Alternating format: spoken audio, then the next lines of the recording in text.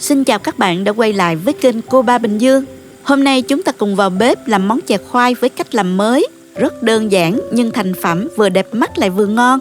Món chè được làm từ những nguyên liệu quen thuộc hàng ngày với một chút bí quyết trong cách trộn bột và tạo hình. Chúng ta sẽ nâng cấp cho nó trở nên khác biệt luôn nha. Nào cùng bắt đầu thôi. Chúng ta có thể xem những thành phần nguyên liệu chi tiết, hình ảnh nguyên liệu cụ thể để thực hiện món này ở cuối video, hoặc tham khảo những dụng cụ nhà bếp mình hay sử dụng bên dưới phần mô tả của video. Để làm món chè này thì mình dùng khoai lang. Ở đây mình có 2 loại khoai lang tím và khoai lang vàng. 2 loại khoai này đều có bán trong chợ Mỹ, cũng rất dễ dàng kiếm ở Việt Nam nha các bạn. Khoai tím cho màu rất đẹp tuy nó không ngọt bằng khoai vàng. Mình đem gọt vỏ và rửa sạch.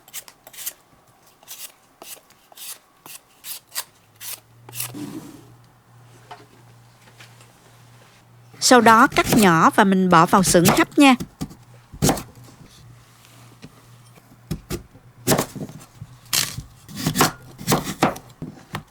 Lưu ý mình cho xửng khoai tím nằm ở dưới để khi chín khoai không bị chảy nước loang màu xuống khoai vàng nha. Mình hấp khoảng 15 phút tính từ khi nước sôi ha. Mình hấp bằng xửng tre để khoai nó khô ráo không bị đồng hơi nước. Các bạn hấp bằng xửng bình thường cũng được, nhớ bọc khăn trên nắp nồi nha.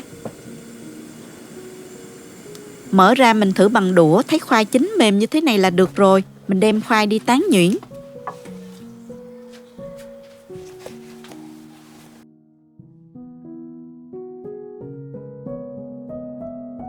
Mình có sẵn dụng cụ ép khoai như thế này. Mình dùng lỗ nhỏ nhất để ép cho khoai được mịn. Cho khoai vào và mình ép nè, rất nhanh và dễ. Các bạn có thể dùng một cái rây rồi mình tán nhuyễn khoai cũng được ha. Khoai vàng mình ép lấy 500g. Khoai tím thì mình ép lấy 500g luôn. Khoai lang có nhiều xơ nên nếu bạn nào kỹ hơn, mình có thể lọc một lần nữa qua rây để khoai được mịn hơn nha các bạn. Mình thì thấy như vậy là ổn rồi nè.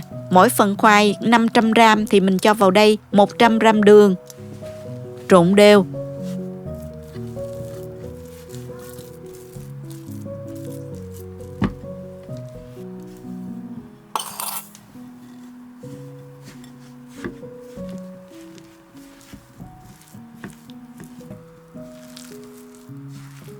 Nếu bột khoai đã nguội, mình có thể cho vào lò vi sóng quay nóng lên.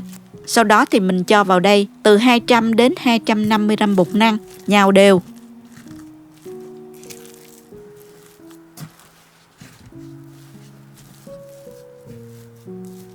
Thêm 80 đến 100ml nước cốt dừa nha.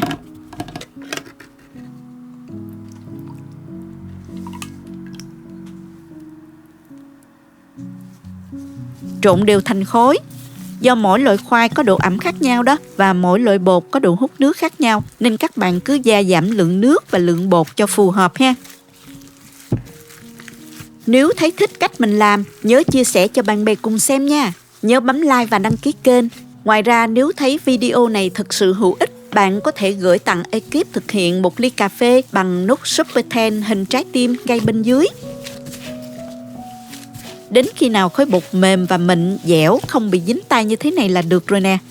Nhào bột mịn thành khối xong thì mình vê tròn cho bột nghỉ khoảng 20 phút. Nhớ bọc giấy thực phẩm để bột không bị khô nha. Phần khoai lang vàng này thì mình cũng trộn với 100g đường và từ 200 đến 250g bột năng. Thêm 80 đến 100ml nước cốt dừa y như khoai lang tím lúc nãy đó.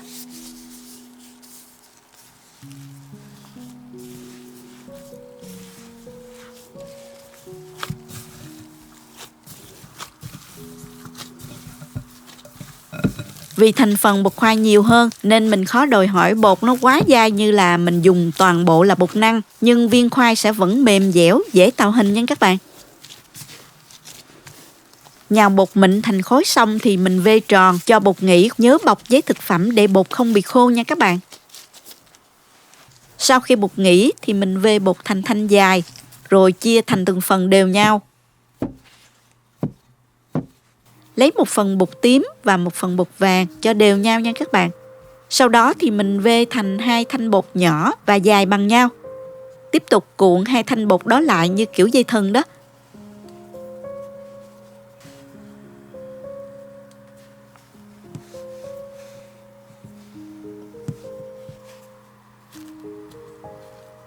Vê cho hai phần bột nó dính vào nhau ha. Như thế này là được nè các bạn. Bây giờ thì mình dùng dao cắt bột thành những khúc ngắn khoảng từ 2,5 đến 3 cm. Cuối cùng mình nắn mịn hai đầu lại là được rồi nè. Mình cứ làm tương tự như vậy cho đến hết nha. Những phần bột mình chưa kịp làm tới, các bạn nhớ phủ màng bọc thực phẩm hoặc là khăn để bột không bị khô nha.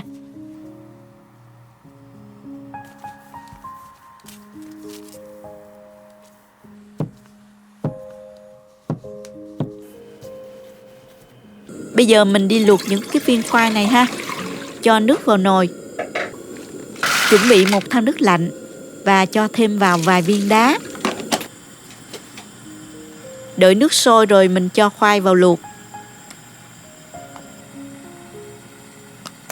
Đợi một chút cho viên khoai chín phần bề mặt.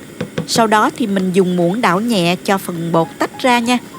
Khi thấy khoai nổi lên như thế này thì mình luộc thêm từ 2 đến 3 phút nữa rồi mình tắt bếp.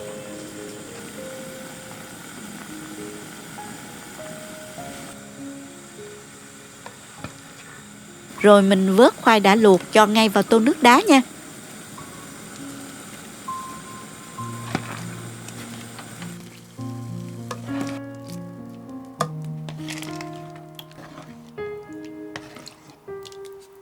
Tiếp theo mình nấu nước cốt dừa để ăn với chè khoai nè. Cho vào nồi 400ml nước cốt dừa, 400ml nước.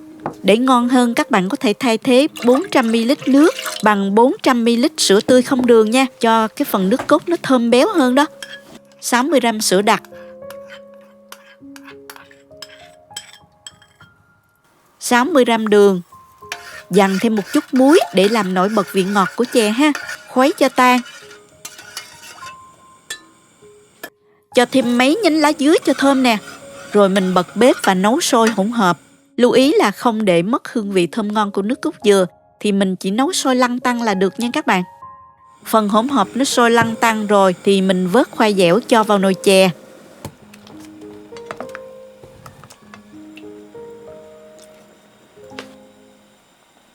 Nấu với lửa vừa cho sôi khoảng 2 phút rồi mình tắt bếp. Chè khoai lang dẻo này có 2 cách ăn. Khi ăn chan nước cốt dừa lên hoặc cho hẳn viên khoai vào nấu trực tiếp như thế này. Cách nào cũng ngon hết các bạn. Mình chỉ thích ăn cách thứ hai vì nó tiện và viên chè giữ được độ mềm dai, thấm nước cốt dừa béo thơm rất ngon. Bây giờ mình trình bày ra chén và thưởng thức thôi. Rắc thêm một chút đậu phộng rang hoặc là mè rang lên cho thơm nè. Viên chè tím vàng kết hợp như những viên kẹo thật là lạ mắt các bạn.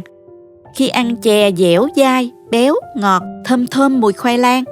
Viên chè dẻo dai, béo ngọt, thơm thơm mùi khoai lang. Vị thấm trong viên chè cũng có nước cốt dừa luôn, nên vừa thơm vừa béo nữa. Nước cốt dừa chan có độ ngọt vừa phải. Vừa ăn khoai lang dẻo, vừa húp nước cốt dừa, ngon tuyệt luôn các bạn. Chúc các bạn nấu chè thật ngon cho gia đình thưởng thức vào dịp cuối tuần này nha. Cảm ơn các bạn đã theo dõi video. Nếu thích cách mình chia sẻ, nhớ gửi cho bạn bè cùng xem, bấm like và đăng ký kênh để xem nhiều món ăn mới của mình. Nếu thấy video thực sự hữu ích, bạn có thể gửi tặng ekip thực hiện một ly cà phê bằng nút Super Thanks hình trái tim ngay bên dưới video. Các bạn cũng có thể truy cập website cobabình dương.com để xem công thức nấu ăn dưới dạng bài viết. Chào tạm biệt và hẹn gặp lại các bạn trong video kỳ tới nha.